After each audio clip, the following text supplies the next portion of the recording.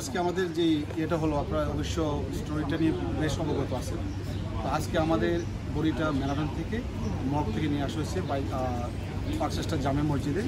এখানের মধ্যে আমাদের এমআইপির প্রোগ্রাম বা যেভাবে সেরেমনি কাজ করে ওদেরকে নিয়ে সুন্দরভাবে আমরা বড়িটা মসজিদে পৌঁছাই দিচ্ছি।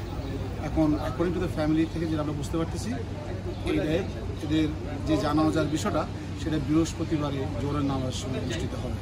তখন আমাদের এমআইপির আরও উপস্থিতি থাকবে।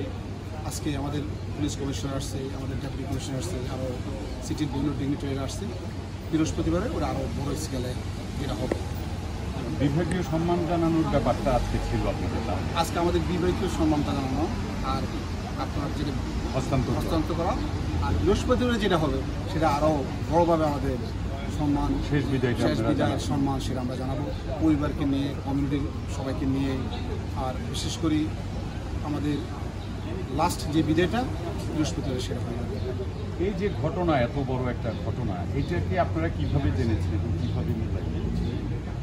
এটা কীভাবে জেনেছি, কীভাবে মূল্যায়ন করতেছি, খুবই সুন্দর একটা প্রশ্ন করছে। আসলে এটা তো মানে ভাষা প্রকাশ করার মতো না। আমি নিজেই কিন্তু এমআইপিডিতে ওভার 20 years আমি সার্ভিস দিছি এমআইপিডি ডিটেকটিভ।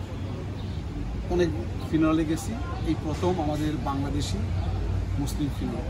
তো এটাকে আমরা মানে মেনে নেওয়া আমাদের জন্য খুবই কঠিন, কিন্তু এটাও আমরা বুঝি সেটা হলো আমাদের জব এমন একটা জব, খুবই ডেঞ্জারাস একটা জব, যে কোনো মুহূর্তে যে কোনো জিনিস হতে পারে। আমরা এখন চেষ্টা করতেছি এটার সাথে এটাকে আমাদের মানে অ্যাকসেপ্টেন্সটা করার জন্য, কারণ অ্যাকসেপ্ট না করে কোনো উপায় নেই। এই জবের সাথে এই রিস্কটা অবশ্যই আসবে। আমাদের যারা ভাই বোনেরা অফিসার হওয়ার চেষ্টা করতেছে বা হবে অতীতে, তাদেরও এটা মাথা রেখে জিনিসটা তাদের আগানো উচিত। আর এটা একটা দুর্ঘটনা, ব্যাপারটা এমন না যে এটা প্রতিদিনই হচ্ছে এই ধরনের, বাট রিস্ক তো আছেই, রিস্ক তো সবসময় থাকে। আর রিস্ক কীভাবে আততায়ী আসবে সেটা তো আসলে বলা যায় না। আমাদের কেন সবার ঝুঁকি থাকবে এবং চ্যালেঞ্জও থাকবে। অফকোর্স ডেফিনেটলি আমাদের ইউনিফর্ম মানি রিস্ক। আমরা যখন পোশাক পরে বেরিয়ে আসি এটা অটোমেটিকলি আপনার একটা টার্গেট থাকে।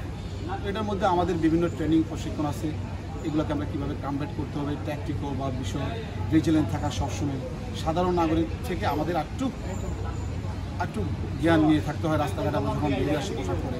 তো অবভিয়াসলি লাইক আই সেড, এটা এমন একটা জিনিস যে কোনো মুহূর্তে হইতে পারে। যখন আমাদের অফিসারদের হয়ে যায় অফকোর্স এটা আমাদের জন্য অনেক বড় ব্যাপার, কারণ আমাদের অফিসার যিনি দেশকে জনগণকে রক্ষা দিচ্ছে তাদের উপর আক্রমণ করা মানে পুরো একটা দেশের জাতির উপর আক্রমণ করা। গত রাতের ঘটনা সম্পর্কে আপনার মূল্যায়নটা কি? মানে গত রাতের ঘটনাটা আপনারা কীভাবে দেখছেন? এটি যেভাবে যে ঘটনা